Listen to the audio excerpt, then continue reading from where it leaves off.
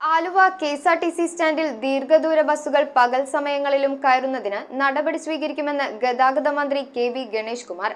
രാത്രികാലങ്ങളിൽ ബസ്സുകൾ കയറുന്നില്ലെന്ന അൻവർ സാദത്ത് എം.എൽ.എയുടെ പരാതിയോട് പ്രതികരിക്കുകയായിരുന്നു മന്ത്രി. 14.5 കോടിയിലേറെ രൂപ ചിലവിൽ നവീകരിച്ച ആലുവ കെ.എസ്.ആർ.ടി.സി ബസ് ടെർമിനലിന്റെ ഉദ്ഘാടനവും മന്ത്രി കെ.വി. ഗണേഷ് കുമാർ നിർവഹിച്ചു. കേരളത്തിലെ ഏറ്റവും വലിയ കെ.എസ്.ആർ.ടി.സി സ്റ്റാൻഡുകളിലൊന്നായി മാറിയ ആലുവ കെ.എസ്.ആർ.ടി.സി ബസ് ടെർമിനലിന്റെ ഉദ്ഘാടനം ഗതാഗത മന്ത്രി കെ.വി. ഗണേഷ് കുമാർ നിർവഹിച്ചു. 14.5 കോടിയിലേറെ രൂപ ചിലവഴിച്ചാണ് ബസ് ടെർമിനലിന്റെ നവീകരണം പൂർത്തിയാക്കിയത്. ആലുവയിലെത്തുന്ന യാത്രക്കാർക്കും കെ.എസ്.ആർ.ടി.സി ജീവനക്കാർക്കും ശീതീകരിച്ച സൗകര്യങ്ങളോടെ വിശ്രമമുറികൾ ഒരുക്കാൻ തദ്ദേശ സ്ഥാപനങ്ങൾ തയ്യാറാകണമെന്നും വൻകിട സ്ഥാപനങ്ങളുടെ CSR ഫണ്ട് ഉപയോഗപ്പെടുത്താനും തദ്ദേശ സ്ഥാപനങ്ങൾ ശ്രമിക്കണമെന്നും മന്ത്രി പറഞ്ഞു. ഒരു മാസം, അതായത് കെ.എസ്.ആർ.ടി.സിയുടെ വരുമാനത്തിന്റെ നേരെ പകുതി 50% മുകളിൽ ഓരോ ദിവസവും ഡീസലിന് വേണ്ടിയാണ് നമ്മൾ ചെലവാക്കുന്നത്. കെ.എസ്.ആർ.ടി.സി വലിയ പ്രതിസന്ധിയിലാണ്. നിങ്ങൾ മനസ്സിലാക്കണം, ഒക്ടോബർ മാസം ആകുമ്പോഴേക്കും 15 വർഷം കഴിഞ്ഞ മുഴുവൻ വണ്ടികളും സ്ക്രാപ്പ് ചെയ്യാമെന്നാണ് കേന്ദ്ര ഗവൺമെന്റിന്റെ നിർദ്ദേശം. നിയമമാണത്, പാർലമെന്റ് പാസ്സാക്കിയ നിയമമാണ്. ഏതാണ്ട് 1200 ബസ്സുകൾ കെ.എസ്.ആർ.ടി.സി സ്ക്രാപ്പ് ചെയ്യേണ്ടി വരും. വിൽക്കില്ല, പൊടിച്ചു കളയണമെന്നാണ്.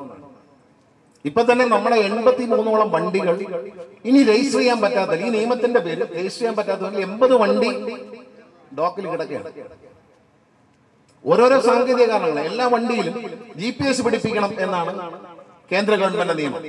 നമുക്കറിയാം, ടാക്സികളൊക്കെ പിടിപ്പിച്ചിട്ടുണ്ട്. അപ്പൊ അത് പിടിപ്പിക്കുമ്പോൾ അത് വർക്ക് ചെയ്യുന്നില്ല.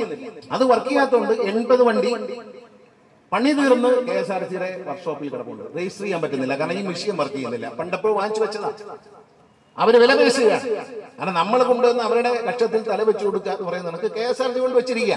ഈ 80 വണ്ടി റോഡിൽ ഇറങ്ങിയാൽ ലക്ഷക്കണക്കിന്റെ ഒരു ദിവസം നമുക്ക് വരും. പക്ഷെ 80 വണ്ടി ഷെഡിൽ കിടക്കുകയാണ്.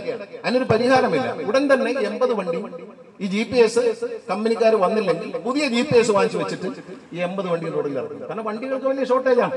ഈ ഓടുന്നതിൽ പല വണ്ടികളും 15 വർഷം, അടുത്ത വർഷം കാണാൻ പറ്റാത്ത വണ്ടികളാണ് ഈ പോകുന്നത്.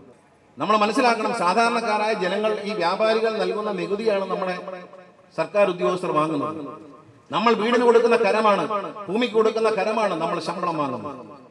അപ്പൊ നമ്മളൊരു പ്രതിബദ്ധത കാണിക്കണം. കാരണം പ്രൈവറ്റ് നിക്ഷേപം, സ്വകാര്യ നിക്ഷേപം എന്ന് പറയുന്നത് ഒരു കുറച്ചിലായി ആരും കാണണ്ട. സ്വകാര്യ നിക്ഷേപം വന്നാലേ സർക്കാർ ഉദ്യോഗസ്ഥർക്ക് ശമ്പളം കിട്ടുകയുള്ളൂ ഇനിയുള്ള കാലത്ത് എന്ന് മനസ്സിലാക്കണം. സ്വകാര്യ ബസ്സുകൾ വരണം. അതുകൊണ്ടാണ് ട്രാൻസ്പോർട്ട് രംഗത്ത് കെ.എസ്.ആർ.ടി.സിക്ക് ഒരു ദോഷവും വരത്തില്ല. കെ.എസ്.ആർ.ടി.സിക്ക് പുതിയ വണ്ടികൾ വാങ്ങും. ബഹുമാനപ്പെട്ട ധനമന്ത്രി 91 കോടിയാണ് മാറ്റി വെച്ചേക്കുന്നത്. മൈലേജ് കൂടുതൽ കിട്ടുന്ന പുതിയ ഗംഭീരമായ വണ്ടികൾ വരും. ചെറിയ പ്രദേശങ്ങളിൽ പോകാൻ പറ്റിയ ചെറിയ വണ്ടികൾ വരും. എല്ലാ MLA-മാരും ഇപ്പൊ ചെറിയ വണ്ടിയാണ് ചോദിക്കുന്നത്. നമുക്കെല്ലാം പണി വലിയ ബസ് 4 പേരെയും കൊണ്ടുപോകുന്നതിനേക്കാൾ നല്ലത് ആ ചെറിയ ബസ് 10 പേരെയും കൊണ്ടുപോയാൽ നിറഞ്ഞു പോകും. ആലുവ MLA അൻവർ സാദത്തിന്റെ അധ്യക്ഷതയിൽ MP ബെന്നി ബഹനാൻ മുഖ്യാതിഥിയായി. KSRTC PWD superintending engineer VK Sreemala പദ്ധതി വിശദീകരണം നടത്തി. മുനിസിപ്പൽ ചെയർമാൻ MO ജോൺ, ജില്ലാ panchayat president Manoj Muthedan, Vazhakkulam block panchayat president Anwar Ali, vice chairperson Saiji Jolly, വിവിധ പഞ്ചായത്ത് പ്രസിഡന്റുമാർ, കെ.എസ്.ആർ.ടി.സിയിലെ വിവിധ യൂണിയൻ നേതാക്കൾ എന്നിവർ സംസാരിച്ചു.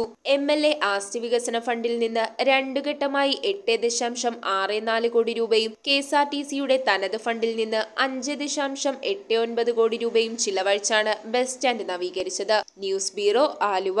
റിങ്ങുകൾ 1 ഗ്രാമിൽ തുടങ്ങുന്ന മാലകൾ, നെക്ലസുകൾ 9,000 രൂപ മുതൽ ഡയമണ്ട് നെക്ലസുകൾ 1 ലക്ഷം മുതൽ ആരംഭിക്കുന്ന വെഡിംഗ് സെറ്റുകൾ. കൂടാതെ നിങ്ങളുടെ പഴയ സ്വർണത്തിന് ഏറ്റവും ഉയർന്ന മൂല്യവും. Maharaja gold and diamonds.